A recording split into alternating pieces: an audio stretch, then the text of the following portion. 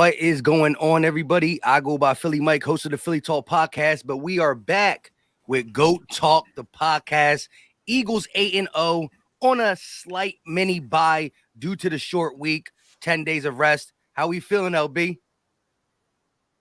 I guess we feeling like we can't. We feel like we got some technical difficulties. Yo, I have no idea what just happened. You can hear me now? Yo, I have no idea what happened, man. I can't hear shit. Hold on one second. Can you hear me, Mike? I can hear you. You can hear me? All right. Yeah, I'm about to, all right.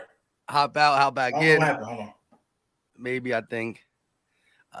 But again, this is what happens when you don't play on Sunday. We're not fully mentally prepared. All right, I can hear you through the computer. I hope we're not getting no feedback. No, we're not. All right, we straight then.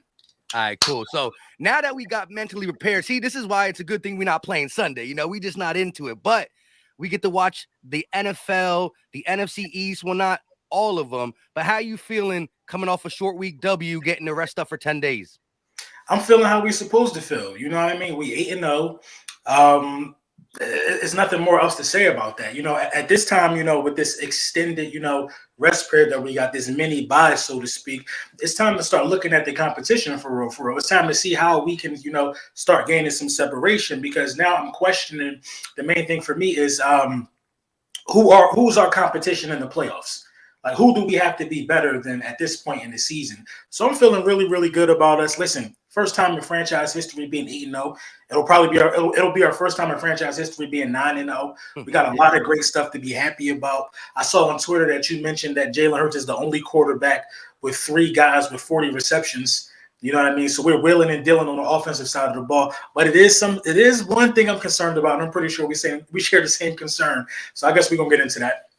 Yeah, a lot of the talk as of late with AJ Brown having back-to-back pretty good games is where's Devontae Smith? I think if you on Sunday you typed in Devontae Smith's name, there was a lot of Eagle fans that were like, "Where's Devontae Smith?" Like, it was not super trending, but it was there.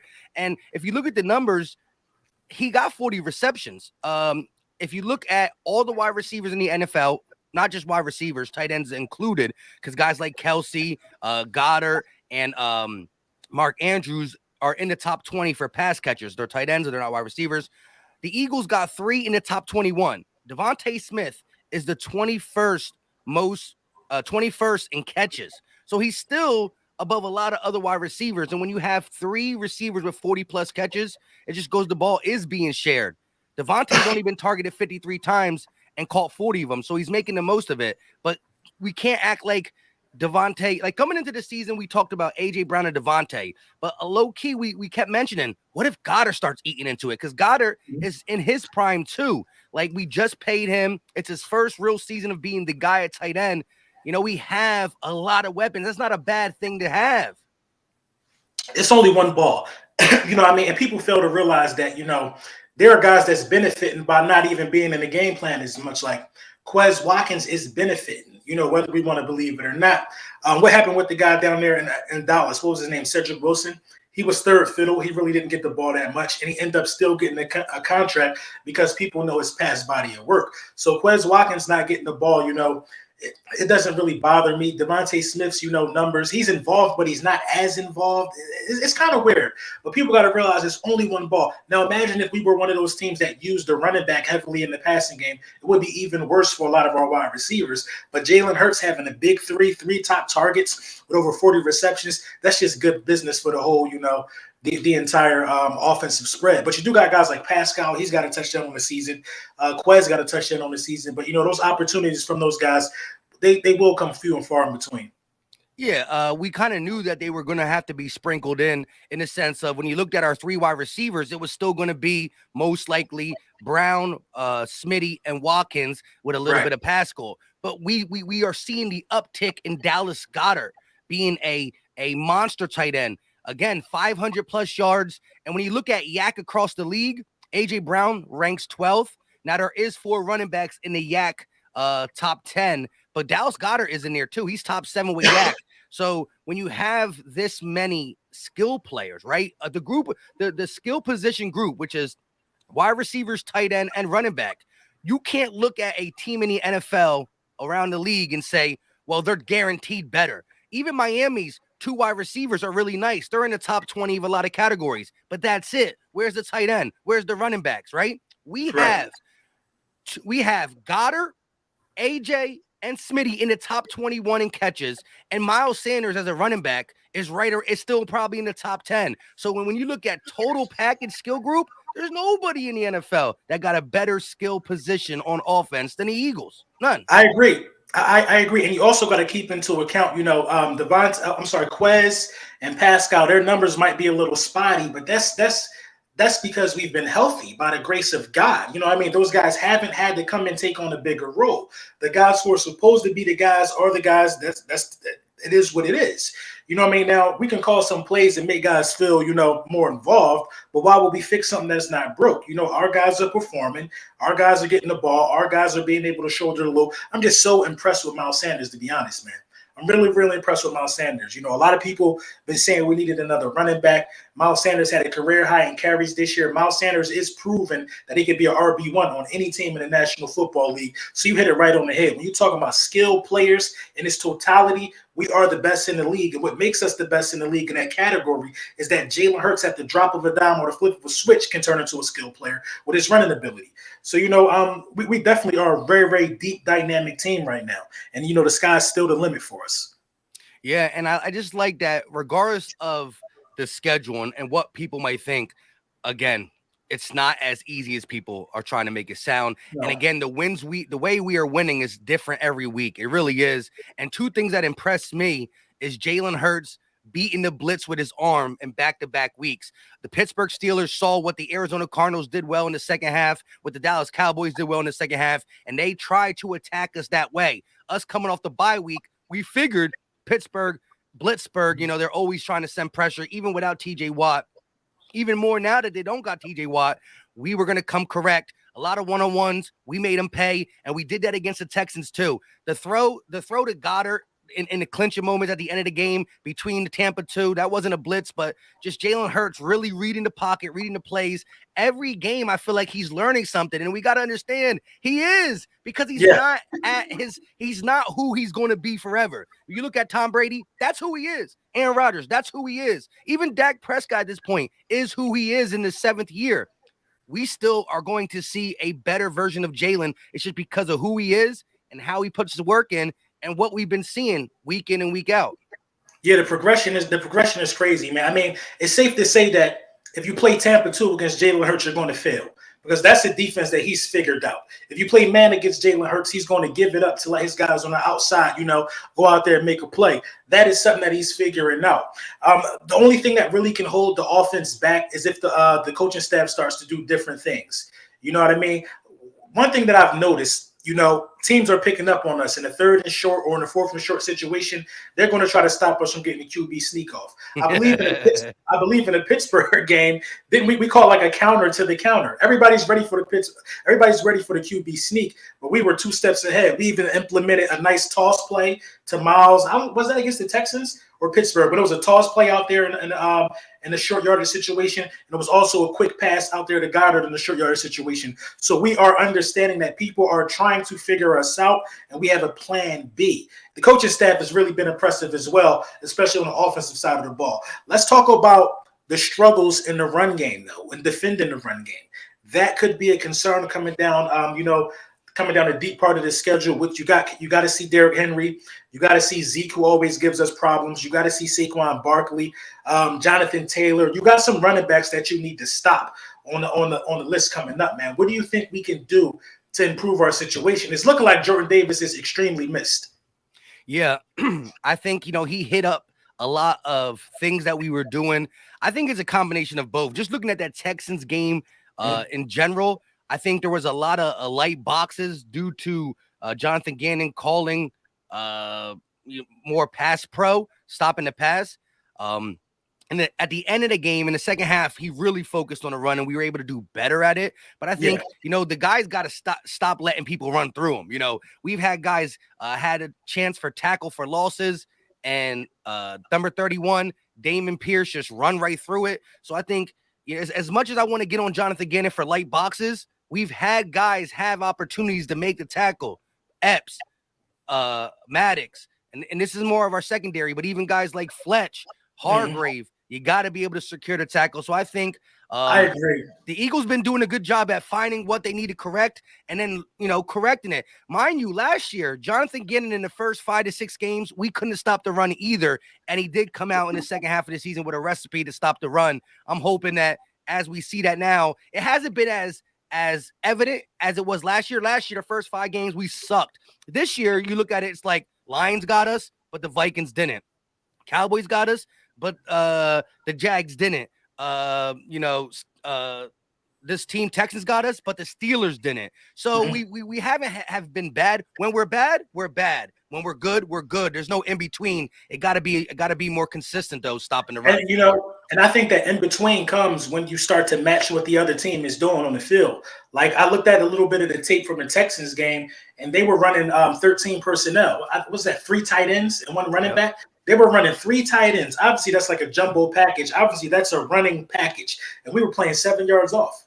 And had one linebacker on the field. And 1 linebacker on the field, right? So it's like, come on, man, that you're not even matching the energy. So when you game plan soft or when you scheme soft, you tackle soft. If we would have came out being more aggressive, that puts more guys in a position to swarm towards the ball. We were constantly caught against the Texans with one guy having to make a play. You know what I mean? Like, where's the gang tackling? Where's everybody being on the same page? You got dudes block. You got dudes in a passing style defense going against damn near goal line. It just didn't make sense. So Jonathan Gannon, I think he do got to be better. He definitely got to accept a little bit of the responsibility for making this a shutdown defense on the running side of the ball as well. Yeah, I think it definitely still starts with Jonathan Gannon. Even though the players got to clean up some of their stuff, it starts with Gannon. Just as you mentioned, some of them things, you look at it and it's like there was one possession, one drive where the Texans really ran the ball like 7 straight times. I'm sitting here live, like here we go, run 8 yards, another run 8 yards. I'm like, when are you going to just stop it? Just stop it. I mean, and then think about it like this: it's Davis Mills, bro. Make him beat you. Now, Davis Mills could throw. He could throw. You know what I mean? I'm not going to act like he just don't have an arm at all. But you got Slay and Bradbury. No Brandon Cooks. Sell out. Stop Damian Pierce and make Davis Mills beat you with who was out there. I don't even know. Philip Dorsett and Chris Moore. Right. Philip Dorsett out there, making plays due to miscommunication. He did get Bradbury on the one. Yeah, he got him. But it's like, come on. I could live with that rather than Damian Pierce just having his way. He almost had 100 yards, you know what I mean, in the first half. And I'm a Damian Pierce fan. I know what he brings to the table, you know what I mean? But just like every team we got coming up, if you stop the run, the game should be easy. That should be the emphasis, man, stopping the run. I think we need to start implementing some run blitzes, if you ask me.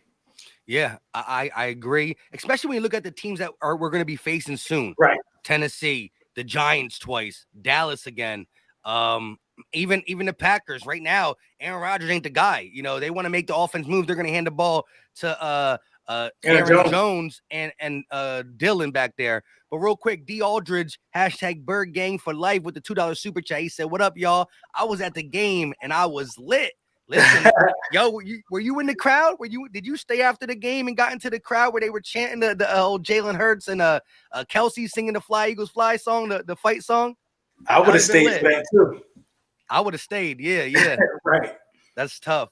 But again, my God, Dave Aldridge, man, shout out to you, bro. Another game where it's on the road, but we travel so well. Right.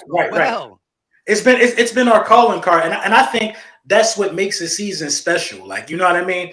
When you're winning and the team goes along for the ride with you to give you that extra 12 man on the field situation, the extra oomph, I think that's what could push good teams over the hump. You know what I mean? And I was thinking about this too, man. So far, I guess we're at the halfway point of the season right now. And being as though we're at the halfway point, I think the Philadelphia Eagles got a lot of guys that you can make a case for all pro. You know what I mean? Let's talk about Gardner Johnson, lead the leagues in picks. And from the safety position, he's having an all-pro season. Kelsey, enough said. Jalen Hurts, when you're in MVP conversations, I think that will qualify you for an all-pro season. You know what I mean? Darius Slay has been regarded as one of the best cornerbacks in the game all season. So it's a lot of guys that have a hand in to why we are who we are this season. Yeah. Speaking on it, Slay went to the podium not to the podium, but he went into that little Thursday night talking crew where Kelsey and them were sitting, and he was talking to Richard Sherman. And he was like, man, I was getting bored out there. They only threw it at me twice. Man, I'm getting bored. I want him to throw me a ball. That's what Right, Slay's right. doing. And I feel bad for Bradbury, and he's holding his own. But Bradbury, everywhere Bradbury went, whether it's Carolina or the Giants, he was the best guy. So that being said, a game plan is going to be only throw at Bradbury if we have to, right? If a guy's open, if blah blah blah, go ahead and do it. But let's not make it a regular thing to throw to Bradbury. So guess what? Now he comes on with Slay, and Bradbury's been one of the most targeted cornerbacks in the league. He's doing good against it, right? He's holding passers to like 35-40% passer rating. So he's doing good, but he's never seen this much action in his life. And it's because Slay really do hold it down over there. And that's why Slay's picks over the years went down, even though this year it's pretty up with 3, is because you're only throwing at Slay if you have to. He don't get beat much. Every corner gets beat. This is an offensive-driven league. They got all the rules for the offense. But Slay, I gotta admit, if I'm someone like Slay, it gotta be getting boring a little bit when you just shadowing guys. They're like, not even gonna throw my way. Not even gonna throw. I'm cool. Listen, I'm cool with that. That's why I would make Darius Slay travel. I would make him play the best wide receiver every game. You just take out their number one option, and Bradbury could play. Bradbury could shut down the number one guy too. So dog, this is a really, really good secondary, man. It's a really, really good secondary. And then Gardner Johnson, man. I mean, the best ball hawking safety we've had since Brian Dawkins, for real, man. He the best ball hawk that we had since Brian Dawkins, man. I mean, 5 safeties. I mean, 5 interceptions with damn near 7 more games left to play from the safety position. That's pretty impressive, man. That's pretty impressive. So that was low key a top 10 signing in Philadelphia Eagles history, Gardner Johnson, in my opinion. Especially if we go ahead and lock him down for the 3 to 5 year deal. That's a given. Yeah, you got to do that. But once you fully lock him in and you look at everything, right? You look at 5+ interceptions already. Who knows where that's going to be? Then you look at what we actually gave up for him, a 5th and a 6th, and got back a 7th. And then you look at the deal we might give him and the fact that he's only 24. You got to move that in the top 5. Yeah, you absolutely might have to move that in the top 5. It's a really, really good deal. You know what I mean? And these are guys, I don't think nobody's on our roster has ever been 8-0. You know what I mean? This is new territory for a lot of guys. This type of culture makes guys come back and makes guys take, team-friendly deals. It's been a lot of talk about, the money that Jalen Hurts is going to command, but I guess we'll cross that bridge when we get there. But, you know what I mean? A lot of mouths got to get fed during the offseason. Hey, so Michael Feller with the $10 super chat, he said they feeling them buckets. Oh, I appreciate that, bro. I'm glad you got yours, bro. He said we still down here and folks was feeling them buckets, LB. There it is. I appreciate that, man. Yeah, shout out to I forgot the kid's name, man. One of my homies, man. His son got his hat actually signed by Jalen Hurts. He was at the game as well, so that's definitely fire, man. Definitely dope to see y'all representing, man. Yeah, and then to get the signature from the Hurts season, man. Right. I don't even got that. You know what I mean? I don't even got that. That's messed up. Hey, Trevor with the $5 super chat, he said, why was Kavon Wallace out there last game to start? Was CJ taking a number 2? I got PTSD of him missing his assignments. I was covering my face for all the plays almost. Yeah, man. And that's where it gets scary at the secondary. Look, we got to make sure a guy like CJ Gardner-Johnson stays healthy. Yeah, you have to, because that changes a lot. Listen, you know what, man? I want to look at the tape on some of Kavon Wallace snaps. I don't think he played bad. Man. We just not going to never give him no credit in Philly until he get a pick or something, or he scoop a fumble. Like he got to get a turnover, then we'll kind of forgive him. But I don't think he played bad. He did get beat on that first touchdown, but we got to understand something. Well, he didn't really get beat. He recognized that he was there. It was just a strong grab by the tight end. Usually, him and Epps, it was double team. Right. That dude caught on both of them. Epps had a bad game that week. Epps had a bad game, but Kavon Wallace in the past wouldn't have even diagnosed that it was a pass play. He would have been out of position. He wouldn't even would have been there. You know what I mean? So he's getting smarter. He's learning some things. He did get a good 3rd down stop, I believe. Well, I don't think he played much, and low key, I did not go back and watch any of the film. And doing the live play-by-plays, the amount of times I got to go from my TV to the chat to the TV to the chat. That's why I have to. I know what went on in the game. I watch it, but I don't get to see many replays because I'm looking at the chat then.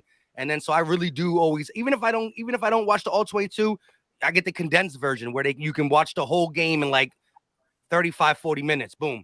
But I haven't really checked it. I don't think he played much though. No, yeah, he didn't play much. I think it was probably, I want to say, around 10 snaps. So maybe Gardner Johnson was getting something taped or something. You know how that go. But, listen, the reality is this, man. He got to play. He got it. He's high on the depth chart, man. He's like, if somebody goes down, his playing time automatically increases. He has to play. He has to get reps. You know what I mean? And I'd rather him get some reps against the Texans and be ready in case something happened than him out there getting some reps against, a division rival or something, when that game matters.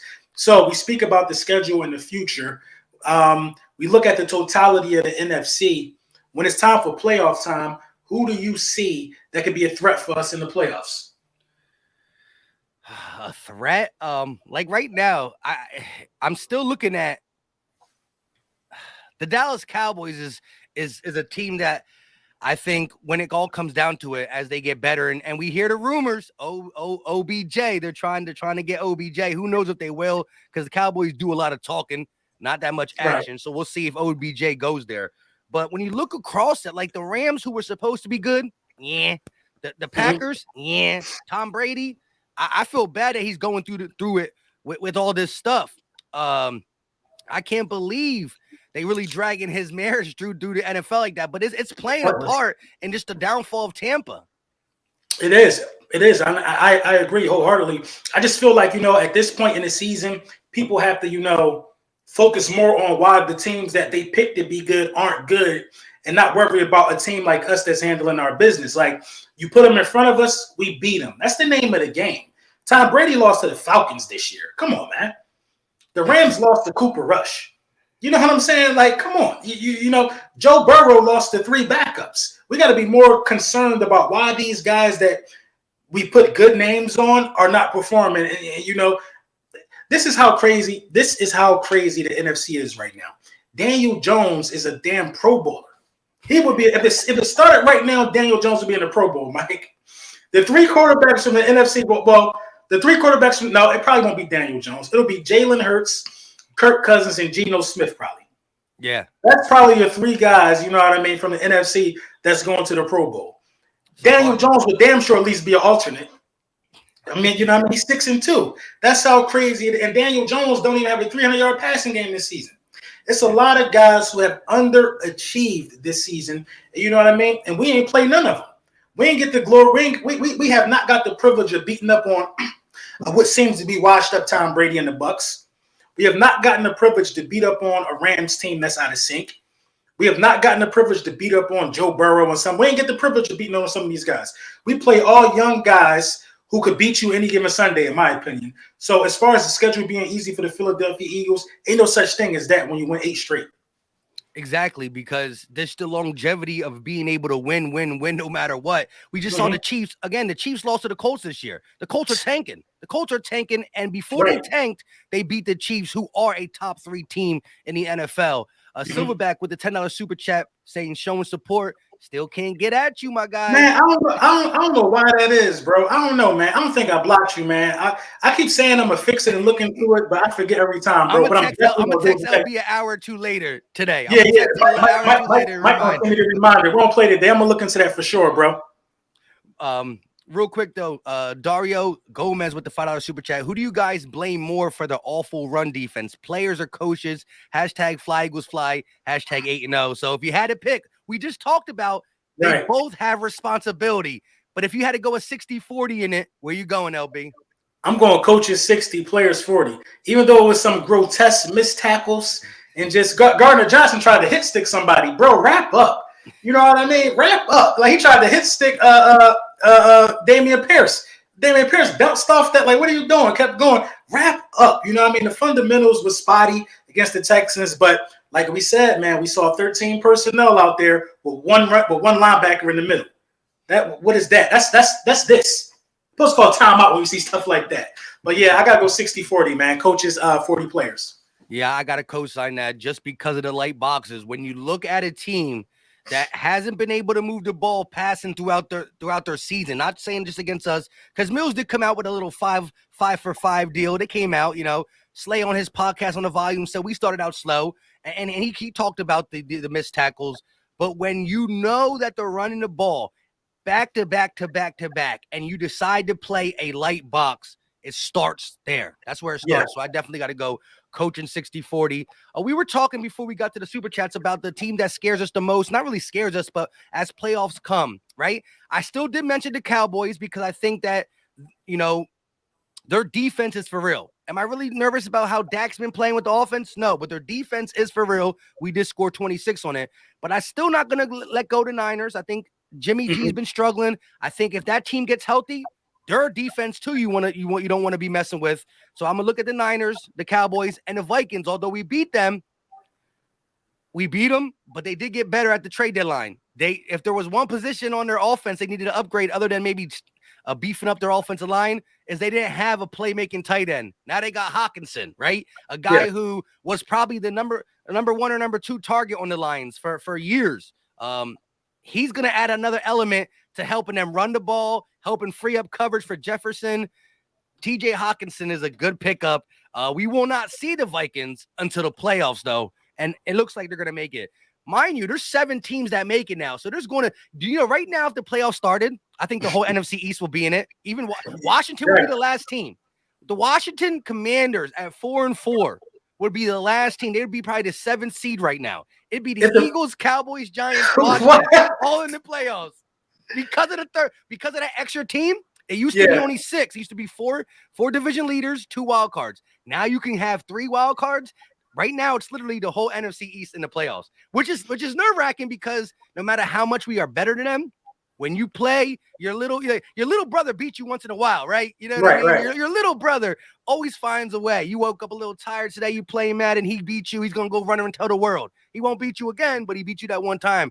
It's weird playing a division opponent in the playoffs. That's why the number 1 seed is so important this year, because only one team get it, man. One team get it. We're in prime position for that bye, and then we get to look at the landscape that first week. We get to look at everybody that beat each other up, and we get to look at the remnants, and they got to come through Philly. I just don't think nobody winning in Philly this year. You know what I mean? I just do not see that. You know what I mean? So if it go through Philly, I really, really like our chances against anybody. But I'm going to co-sign a lot what you said. I think the biggest threat to us right now, it would probably be the Vikings. You know what I mean? Even though the Vikings will have to come back to Philly, everybody will have to come back to Philly as it stands. But I think it'll be the Vikings, man. The Vikings and the Cowboys, I'll give the tie to those guys. The Vikings definitely feel like they could have put up a better effort against us. And you know how the Cowboys feel about us, man. You know, and we feel the same way about them. I just think in Philly in the playoffs, that moment will be way too big for a lot of those guys. And they're not walking out of that building with an L. So it's unfortunate that the best competition, you know what I mean, is in our division. You know what I mean? We got to respect it, though. Everybody in the division is above 500 and above. So, you know what I mean? You got to put respect on that. So, shout out to RF. He said, LB, how much to make Mike a new intro? If Mike want an intro, I'll do it for free. What you talking about? That's my guy. Mike don't need no intro. Listen, hey, the dude that did my intro, shout out to him. It was just a subscriber that wanted to show love. So, of course, that's not me doing it. I don't got bars like that. You know what I mean? But I was telling LB to make something for Goat Talk because, like I said, when I do my videos, I put the little Philly Talk with Philly Mike. He does it 17 birds. But Goat Talk, we got the 30-second count ticker. So, you know what I mean? We can always have a little Goat Talk. No, yeah. I'm going to work on that. But yeah, I agree with you. The NFC in its totality has just been weird. Like, Seattle's a team that's going to probably make the playoffs or probably win their division. Who knows what the Niners do? And that's where one of the NFC East teams could get kicked out of the playoffs. If the Niners start winning and Seattle continue winning, you might get 2 teams from that. Yeah, and the Cardinals could definitely get hot at any time too. You know what I mean? They can start getting hot and start winning some games. So, a lot of people are still in it. You know what I mean? Nobody's really out of it. You know what I mean? You got to, who's really out of it? The Bucks not really even out of it. That division ain't good. Yeah. You know what I mean? The Bucks really can still make some noise. I can't really sit here with confidence and say that the Falcons are going to win that division, even though they're number 1 right now. You know what I mean? I just don't see it happening. I feel like Tom Brady is going to find a way, you know what I mean, to win this division. But as of right now, 2 games under 500 for the first time in his career, not really a threat to anybody. So it's like this season, beating Tom Brady doesn't really hold any weight. I don't think so. You know what I mean? If you want respect on your name, beat the Philadelphia Eagles this year. You know what I mean? If you want to feel like somebody beat us, nobody's been able to do it. It feels good to be 8-0. It just feels good. You know what I mean? It just feels good. So I ain't listen. If it come through Philly, man, we the favorites regardless, in my opinion. Oh yeah, we're going to be the favorites in every game the rest of the season, let alone playoffs. And that first round bye, although there's only one team that gets it, would be lovely. You don't got to play, and then if you do that, then you got to get 3 wins, Mm-hmm. and you won it all. That's it, 3 in a row. We just got 8 in a row. We would need 3 in a row. But looking at what comes up next for the Philadelphia Eagles, Washington, Yeah. Carson Wentzless. As soon as I don't know how and why, but at the end of that Texans game, a bunch of Washington fans came into my live stream and was talking about yeah, I'm actually happy y'all won because we want to be the first ones to knock you off. I said, really, bruh? But this the thing, man. In Philly, listen, their best chance is Heineke. Carson Wentz didn't have a snowball's chance in hell. You know what I mean? They barely escaped Sam Ellinger. You know what I mean? Sam Ellinger. You know what I mean? They went on a prayer, basically a Hail Mary pass. McLaurin, helped them out. Like, come on, man. We better than them in all facets of the game. We're going to be able to pass on those guys. They got a good front. I think Chase Young might be back for that game, but he's going to be rusty, jumping off sides. We're going to use and abuse those guys, man. I ain't worried about no goddamn Washington. I ain't worried about Washington coming to Philly, man. Let's sweep them, get them out of here, and let's move on to what we got to move on to. Yeah, I agree. Heineke definitely gives them a better chance, but when your chance was already slim to none, better is not going to even anything out. Right. Let's talk about Jordan Mailata a little bit. I think everybody is really going hard on that because I've seen it on Twitter a lot. Listen, he struggled against the Texans. He even had a not so good game against the Steelers, if you want to be honest. But now the narrative is he's been playing bad all year. No, and this is not from opposing teams. This is some of our own. This is some of our own on Twitter. Eagle fans saying that he's played bad all season. I don't believe that. He to get beat twice in a row by Jerry Hughes, who's 34 years old. That's not good. But to say he hasn't done it all season, he needs to step up. I do like what Nick Sirianni said. Nick Sirianni said that one time he got beat really bad, where he looked lost, where he looked very slow. It was the communication between coach and staff and the offensive line. They called the wrong play or something. So give him the benefit of the doubt there. But what's your take on Mailata's last two iffy games? I ain't worried about Mailata, man. I think Mailata, he gonna step it up. Jerry Hughes, he beat Lane Johnson too. Yeah, pretty bad. They switched him to Lane side and he beat Lane. We almost got called on the safety for that one. The dude Hughes was just on one. He was having a great game, a phenomenal game. But Mailata was getting cooked that game. But you know what I mean? I don't think it's something that's going to keep happening. You know what I mean? I think as the level of competition, goes up, then the level of play goes. Some people need to know that they're going against a team that they got to beat. But yeah, man, off games happen. Off games happen. God forbid the first off game Jalen Hurts has. God forbid. You know what I mean? Because it's going to happen. At some point, Jalen Hurts is going to have a bad game. Now, good players have a lot of distance in between these bad games. They don't make it an every week thing. Mailata struggles 2 more weeks in a row, then that's something we got to talk about. Because he does, hold down the blind side of Jalen Hurts. But am I worried about Jordan Mailata? No. I've seen way too many great games out of Jordan Mailata, especially this game this year alone. What I would like to see, though, is us using the run game just a little more in certain situations. Maybe that can help out a guy like Jordan Mailata. But, I ain't worried about Mailata. Yeah, me either. I got to see it more consistently to be even slightly worried. He's a great athlete. And again, everybody think that he is who he is. No, he's not. He's still growing as a player too. And that's what's good about that. I love Jason Kelce, one of the best. But, Jason Kelce, I was more worried about him against the Texans than I was Mailata because, these phantom snaps have been happening a little frequently lately. You know what I mean? I don't like it, man, because I guess how this works is the left guard, the right guard, he looked at the quarterback and signals to the quarterback, that everything's good. Now we can snap the ball. Before that even happened, and he gave Kelce the time to snap the ball, Kelce just put it in Hurts' lap. That's how we got that, that first turnover. You know what I mean? So, sometimes when your center loses focus, turnovers happen. When Yeah. Mailata gets beat, you know what I mean, we could put somebody on the other side to chip him. So, yeah, I was a little more worried about Kelsey rather than Mailata, but both of those guys will be great moving forward, man. I ain't worried about it too much.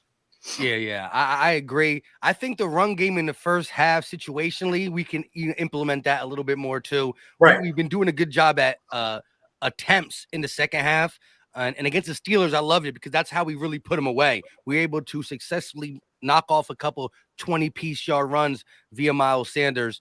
But yeah, sitting at 8-0, we already know, we talked about this. We're gonna always get the other team's best shot. Right. And rightfully so.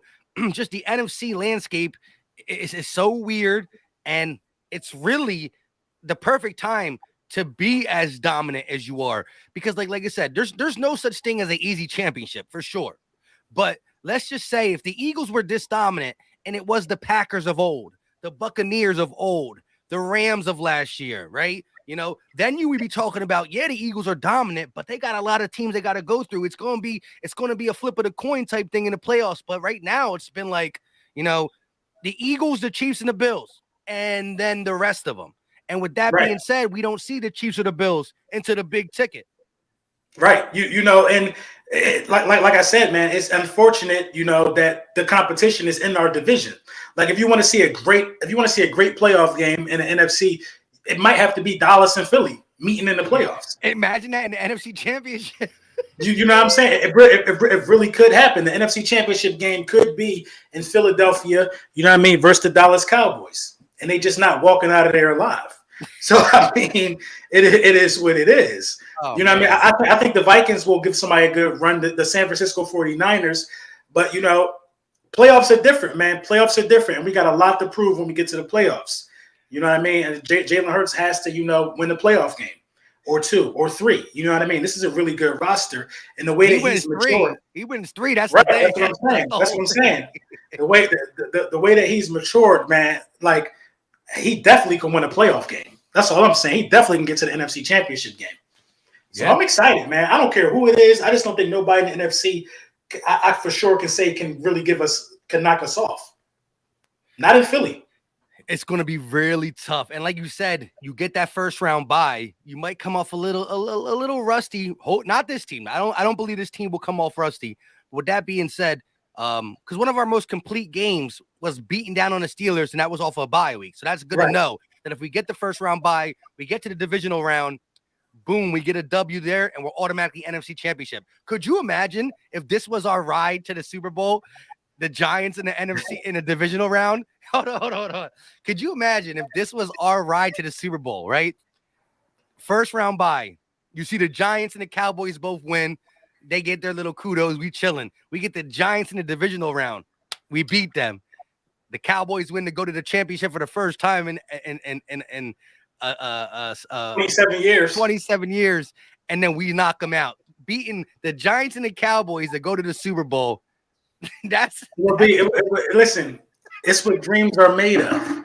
You know what I mean? It's exactly how this was. Yo, they are so upset that we are so good this year that everything is being pulled out. Did you see the little chart on IG? It says the Eagles' first 8 wins beat Cooper Rush. Oh yeah. Wait. One of them was beat primetime Kirk Cousins. Beat the Cardinals without D-Hop. Like, what? They making anything up, man, to discredit our body of work. But even a 1-5-1 team with a chance to give somebody their first L of the season at 7-0 will play their hearts out. Everybody's going to give us their best shot. Heineke is no different because Heineke firmly believes. Now, Heineke got a chip on his shoulder. He's dangerous. He believes that he should have been the starting guy and they should have never even went and got Carson Wentz. He's trying to prove that theory right now. Yeah, and again, bad games happen. That's why the NFL is the most unpredictable sport in the world, especially when you talk about playoffs, because the playoffs are set up for the better team in NBA, MLB, NHL. The better team is set up to win, because if they lose game 1, well, guess what? The better team still has multiple games to rise to the occasion. In football, the better team don't always win. And in the playoffs, if you lose, you don't get 2 or 3 games to make up. You're out. You're done. Right. So I think that's crazy. The more focused team is the team that wins usually, when you get to NFL playoffs.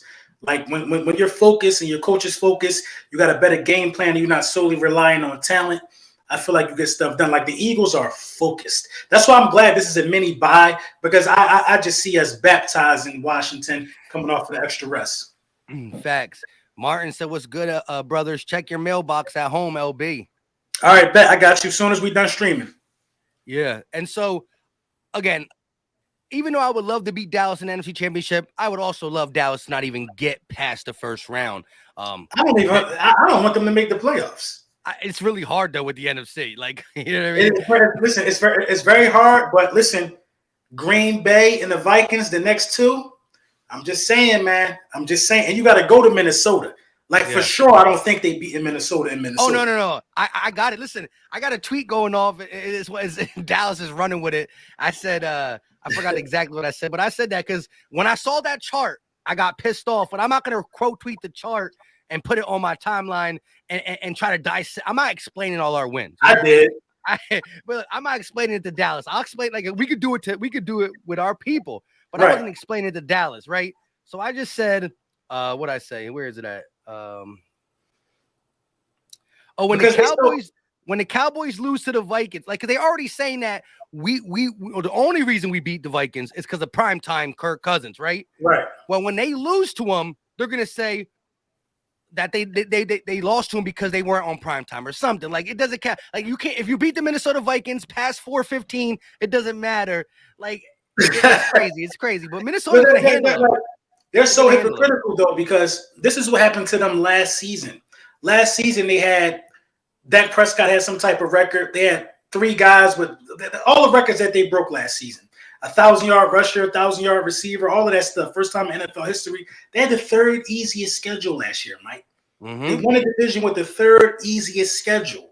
And then Jimmy G put them in the backwood. So it's crazy. It's like, come on. Like you did, come on. Like, don't be hypocritical, man. Like, first, you wake up one day and everybody tell you how hard it is to get a win in the NFL. Then when you start racking up wins, you ain't played nobody. Come on. We beat the number 2 seed in the Vikings. We beat the number 3 seed in Dallas. All in all, we handle business in our conference. If you want us to go see the other guys in the AFC, I'm sorry for you. We play in the NFC. I'm sorry. You know what I mean? If we would have to play them, they'd have been fooled too. What difference would it make? You know what I mean? But, we're going to cry over spilt milk. If you don't like us, beat us. That's my main thing, too. Right. And, yes, Cooper Rush was the quarterback for the Dallas Cowboys. But let me just say this. Leading up to that week, all the outlets still had Dallas as a top 7, top 10 team in the power rankings, right? Listen, Cooper Rush has played 4 games, has 0 turnovers. That's good. The Dallas Cowboys defense is the best defense in the league. That's good. They're ranking in the top 5, top 7 in the power rankings. This is a great team. They still have the tools to beat Philly. Then we smack them, and it's all that's out the window. They weren't ever top 7, blah, blah, blah, blah, blah, blah, blah. The calling card this whole season on the road to 6-2 was never the offense. The best offensive explosion that they had was just last week against the Bears. Never the offense. To put this in even better perspective, I know they're going to say I'm hating or whatever.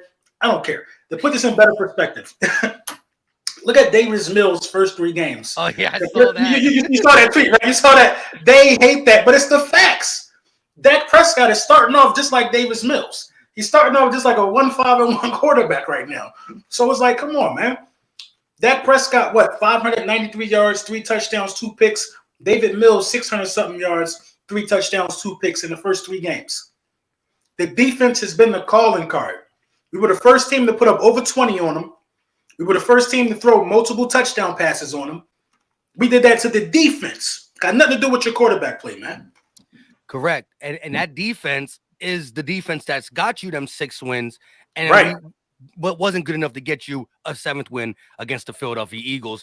And that is what matters. And that's what they said they were going to use to beat us. And so far, Dak Prescott, if you want to look at 2020, Dak Prescott, he was great. He was good in the regular season. Not in the playoffs, but in the regular season, he was good. However, what I've seen of Dak, he's better than Cooper Rush, but the Tampa Bay game and in the next 3 games, it's not nothing to be like, this is why we're going to now be the best team in the NFC and all that. But like I said, I think when you look at the teams across the NFC, it's the Vikings, the Cowboys, maybe the Niners, but I won't put it past teams like Tampa and Green Bay to figure it out later. But Right. hopefully they don't. Think about it like this. I mean, Dallas don't even believe they're ready. They out here begging for Odell Beckham. After all offseason, they screamed that CeeDee Lamb was the best wide receiver in the division. They're out here begging. I'm talking about cup up, Mike. Cup. I still eat noodles. I'm from the hood. They out here begging the cup up, Mike. The cup up. They out here looking for anything, any type of help. Fair change. We supposed to be scared of some peasants like that? Come on, bro. Odell Beckham can't save you. I don't want to do it, Mike. I don't want to do it. I don't even want to get in my mood on them boys, man. They trash, though. But before we get up out of here, let's hit the Silverback said, are you guys concerned about the league targeting our run defense from here on out? Like, we talked about the run defense being bad, and now that they see it, look, the Texans came out with a game plan. They said, if we have any chance to beat them, it's to run the ball, play action, do stuff like that. And it was successful at times. We're going to be playing some heavy run teams that can run the ball. And even if they haven't ran the ball a lot, they might just do it against us. Like early in the season, part of the reason why we were low-key not that bad statistically against the run is because teams didn't run against us because we put them in bad situations in the second quarter with dropping 21 on their head real quick. Now teams are going to say, hey, we're down double digits to the Eagles. But the only way to come back is to stick with the run. How you feel about that, LB? I think they're going to start with the run now. I think teams, that's the game plan. Because when you run the ball, if you have success, you control time of possession. Listen, our offense has now been labeled as explosive. You know what I mean? Everybody is saying we are explosive now. You want to keep an explosive offense off the field, run the ball, control time of possession. It's up to us to stop these guys, not have them have these lengthy drives and get the ball back to our explosive offense. That's one of the only ways you could beat a Patrick Mahomes or a Josh Allen, play keep away. Guys are playing keep away with us, and we're giving them an opportunity to. We got to stop the run and make them throw and beat us. Yeah, I totally agree. If it wasn't the game plan for the next couple opponents, it's about to be. It's about to be 100%. Right. Seeing how the Texans kind of hung in there. And honestly, the Texans were the first team that was the first time we went into halftime not with a double-digit lead. So, really? And the reason that is because, or with the lead, not a double-digit lead, with the lead. First time we didn't go into halftime with the lead. And it was because the Texans said, we're going to come out and run the ball as much as possible. And it low-key worked. It kept the explosive offense off. Our offense was doing whatever we want with them, except for that one possession where we fumbled the ball, the turnover. But it was literally score, go down, fumble, go down, score. So, like, again, as clearly the game plan against the Texans was to let Jalen Hurts have a day. That's how it started out in the beginning. Like, Jalen Hurts is his homecoming. Let him throw the ball. Let him put on an exhibition. That's what they were trying to do until that fumble happened. Once the fumble happened, we kind of dialed back the passing and was like, let's just put our hands on this game and win the game. Miles Sanders should have had a career day against the Texans. Should have. Miles Sanders, I mean, the holes were just ridiculously big. You know what I mean? Miles Sanders should have had a career day. Yeah. And I want to say this real quick because Davis is scheduled to be out from 4 to 6 weeks. He was put on IR, so the earliest he can come back is 4 weeks, and it's to be anywhere between 4 and 6. I'm not rushing this guy back at all. No, We're 8-0. This is a 350-plus pound guy at 6 something. A high ankle sprain or whatever it was. You do not want to rush him back. It could easily re-aggravate. So, listen. He needs to be back and ready to go at the end of the season, maybe get a game or two under his belt, 3 games to get back in shape and then use him for playoffs. Like, there's no way with our schedule we're going to fall off. Even if teams try to run the ball on us. Look, I'm not saying we will or won't have an undefeated season, but we're not losing more than 2 games. Right. And, I thought so when you have a guy on IR, that opens up a roster spot, right? Yes, that's how we got Marvin Wilson up. Marvin Wilson was up there. He did decent this game. Mm-hmm. I would have got another defensive tackle. That's who it is, Marvin Wilson. Well, no, I would have signed. We elevated him, right? Yeah. I would have signed somebody. That's me. I would have signed another defensive tackle. You know what I mean? Like the best defensive tackle available. Like I'd have been knocking on Ndamukong Suh's door. Hey, you trying to win the Super Bowl? You know what I mean? I would have did that veteran minimum. Real quick, shout out to Lazarus. He said Jimmy G smoking on that Cowboys pack. LB, what's up with that dude on Twitter talking about starting Minshew over Hurts? Yeah, that dude is weird. He weird, man. I think it was a parody account, so I deleted it. I jumped the gun. When I seen it, I was ready to go guns blazing on him, but man, he's an idiot. He is an idiot. No, he's legitly a racist. Like, no, he really Right, is. right, He really right. is. He really is. I mean, he really is. But I respect it because he put it right there for us to see. I ain't gotta wonder. It's rough. Before we get up out of here, because we're closing on an hour, and make sure y'all go and enjoy y'all football season, get some bets in, do all that extra stuff. Listen, Android users, if you're in my chat, on the top of my chat is a pin link. Chalkboard app, it's free. It was only for iPhone users for the large portion of the season. They just got it for Android. So we be talking Eagle news, rumors, and all that behind the scenes. Sign up is free. Make a little custom name, come in here and chat it up. Like I said, we always, and sometimes real talk, the chat be letting me know before I know. Like if I don't get the Twitter notification, I got my notification turned off for this chat. Someone be like, yo, this person's traded to this person or whatever. I'm like, all right, well, thank you. Let me make a video.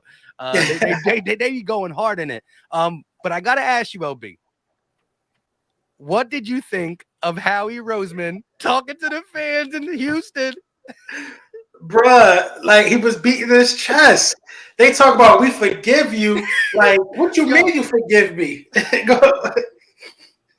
What did he say, Mike? He said, what you mean you forgive me? I got you your first effing Super Bowl. You should be happy. And then I turn around and I curate this team. You 8-0. You forgive me. That sign shouldn't have been there. That sign shouldn't have been there. Howie Roseman has been more than the best general manager for us for the last couple of years, bro. I know he has some up and downs, but Howie had to have that moment. He had to let people know, stop playing with me, bro. I'm executive of the year out here. You know what I mean? He had to have that moment, so I ain't mad at it. No, I loved it. I watched it multiple times. And the crazy thing is, though, the sign said what we've been saying. Like in my video, I threw you in there too. I said 500 LB and me, because the whole offseason has been Howie Roseman is back, right? Howie Roseman, we forgive him for the Rager and the Whiteside. And so we've all said that at least once or twice. And the sign pretty much said we forgive you for like not just his totality of his work, but pretty much for Rager and Whiteside. And it's so the sign says we forgive you, Howie, and Howie we trust. And it says AJ Brown, great trade or something. And it has the X on like Rager and Whiteside. But I could just imagine Howie before the game, right? 7-0 in his quarterback that he drafted, hometown, trying to get to the first Eagle team to get to 8-0. And he's there pregame, because this was a pregame. And he looks over and he sees this big ass sign that says, Howie, we forgive you. And yo, just the way he walks over there, right? Nonchalant. Yo, he did it like a G. And listen, GMs don't look. I'm surprised he talked that way. Like he could have said it so many ways, but I loved everything about it. He walks over. He's like, all right. He says, wait a minute. He says, wait a minute. I'm forgiven for getting you your first Super Bowl, for your first bleeping Super Bowl. And he goes right away to bleep you. Let's go. And then he goes to the Eagle fan on the sideline, takes a picture, and walks off to the Howie. Howie a boss, man. Howie is a boss, man. And that energy has trickled down to the players, bro. It's trickled down to the players, man. Bro, 8-0, Mike. Come on, bro. We one of them ones, bro. This is what we wanted. This is what we wanted, man. So I'm super excited. I can't wait to see the team in action again next Sunday. But, I'm glad the guys getting some rest. Yeah, big time. Like I said, to do that and then just quick take a picture with an Eagle fan and just be on your way. And then the fans didn't even get mad. They respected him coming at their necks. When he said that to them, that made the cheers go even louder. Howie's one of them ones. And like you said, right. I had Dave Spadero on the channel a couple days ago. And I said to him, yo, Howie be fleecing people. And Dave was like, whoa. I don't think it is fleece. I don't think Howie wants to be known as the fleecer, because he has to get along with all GMs to make the trades. And I was like, well, look, at the end of the day, when you get like the Saints are happy they got something for CJ Gardner-Johnson, because he was going to walk. But when I say Howie's fleecing, it's because Howie reads the room better than any GM, in the sense that the Saints are going to let him go for free. Maybe somebody's going to sign him to a bigger deal than I can give him. So let me call the Saints up quick, make them give him to me for 5th or 6th, which they're winning something. But in the end of the game, when you got a safety that has 5 interceptions for a 5th and 6th round pick, that's a fleece. And they was like, yeah, you're right. Yeah, he's like, he's very calculated, man. He's calculated. So Facts. listen, I'd rather have him on my side than be against him. I'll tell you that. Yeah. And I said, if I am a GM and my phone rings and I see it's Howie Roseman, I'm gonna let it go to voicemail first. I want to hear his spiel so I can think about what I'm gonna You say. need days to like study what he's trying to give you. You know what I mean? You got to study it because some way you coming out on the losing end. Yeah, shout out to Big Red with the $20 super chat. Man, I was going to let LBZ make it with that Cowboy fans crying for OBJ. Come on, man. Stop it. We got Dakzilla, baby. Okay. We'll see. See y'all in the playoffs. We'll see y'all in the playoffs, right? Yes. And yo, can you believe this? Yo, really? I was playing Madden the other night, and this is another thing that people are mad in Cowboy Nation. They all want to play me in Madden now because I told them I play. So literally, I be turning my mic on all the time. I'm trying to talk trash, even respectfully trash. You know what I mean? You know, you could be Eagles versus Bills. I want to just talk a little football trash, chop it up. The dude had his mic off the whole time. He was a Cowboy fan.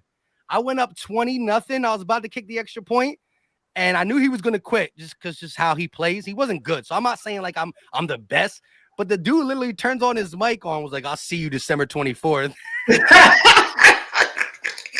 So I put that on Twitter, and now every Cowboy fan like trying to play me in Madden, talk about they're gonna spank me. I'm just ignoring them all, but like, bro, he really said that to me. I was thinking about this. I think I gotta trade my Xbox in and get the PlayStation, bro.